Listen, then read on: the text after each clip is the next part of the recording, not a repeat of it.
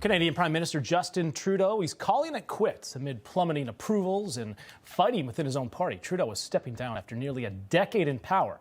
Canadians have blamed him for the tanking economy and skyrocketing inflation. The Prime Minister has pushed for legal immigration, leading to a housing crisis. Recent polls show that Trudeau's support has dipped to around 20%. Trudeau leaves the office as one of the least popular figures in Canadian history. Calls increased for Trudeau to step down towards the end of the year when his deputy prime minister stepped down. That was not a good sign. And then when President-elect Trump began to troll Trudeau online, calling him the governor of the 51st state, it was only a matter of time before Trudeau would step down. Trump, now he plans to impose these 25% tariffs of Canadian goods when he takes office. Here's Trudeau last week. Watch this. Canadians deserve a real choice in the next election, and it has become obvious to me with the internal battles that I cannot be the one to carry the Liberal standard into the next election. So Trudeau is stepping down as Prime Minister and the Liberal Party leader. Politics in Canada, they're a little different than in the United States. So with this move, Parliament is now suspended until March 24th. First, the Liberal Party, they'll need to elect a new leader. Then there will be an election, and they'll likely have to face this guy here. That's Pierre Poilievre. He's an up-and-coming star in Canada. And here's what he had to say about Trudeau's resignation. Watch this. Every Liberal MP in power today and every potential Liberal leadership contender fighting for the top job helped Justin Trudeau break the country over the last 9 years. So Poilievre's conservative politics, they are more in line with that of Trump, a supporter of the energy sector and limiting immigration. He calls himself a common sense leader. Sound familiar?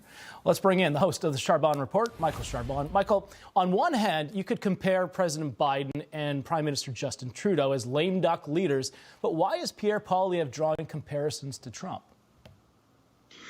Because Pierre Poilievre is in your face. Pierre stands up in the House of Commons and challenges Trudeau and tells him, why are you doing this? What is this?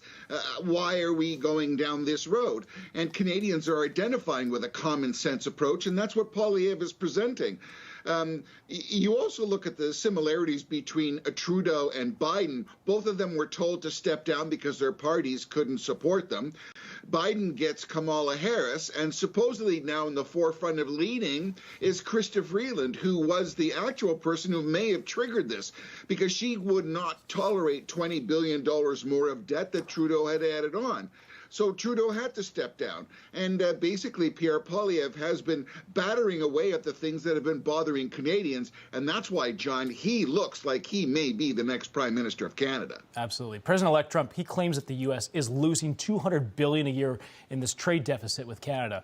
That's why he says that Canada should be a state. Watch this. Canada and the United States, that would really be something. You get rid of that artificially drawn line, and you take a look at what that looks like, and it would also be much better for national security. Don't forget, we basically protect Canada. But according to the Canadian government here, the figures, almost $2.5 billion worth of goods and services cross the border daily. That was in 2023. Why the massive deficit then? John, 36 states in the United States wake up every morning knowing that 70% of their market is to Canada.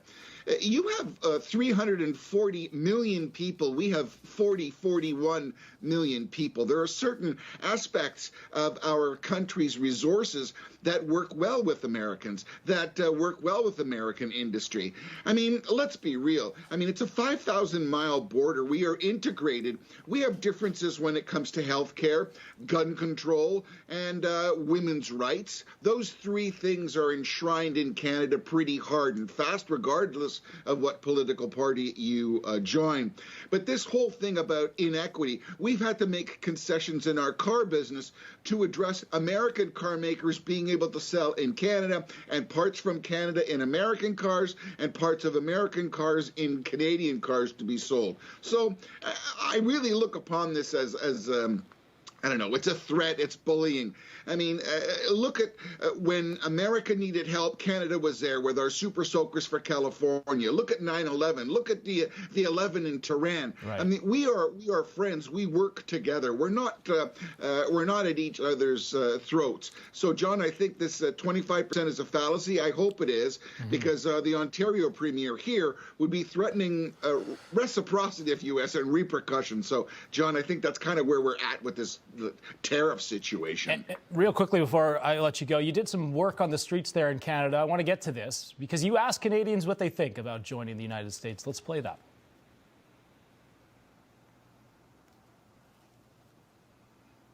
We should have it. Can we play the sound bites? All right, That's Michael. okay, Well, John. what do Canadians think that you spoke to So in Canada? You know, you know what, John? I'm going to tell you, this little puppy right here was very, very important. Walking on the streets of Toronto and telling people that we were from Newsmax. A lot of people acknowledge that, and that's to the credit of Chris Reddy and everybody else, you guys in New York and the folks in Boca, because people in Canada are recognizing. But the question at hand was, do you want to become an American citizen? They all talk about the tax credits. They all talk about traveling. They're a little bit leery about debt, and they're a little bit leery about gun laws, which are two things that wouldn't change. They're also very happy with our healthcare system. So I would think there would have to be a carve-out. Of course, it's the dream. Everybody wants the American dream. Everybody wants to be able to live like Americans do, or the majority of Americans. But there's always differences, John. All right, Michael Charbon, thank you so much. Always a pleasure. I figured we'd be talking with you a lot more now that Trudeau resigned, so we'll see what happens here. A lot of people watching the Canadian politics. We got to go to break. Thank you so much, Michael. We'll see you next week. We'll be right back here with more Sunday Report. Don't go away.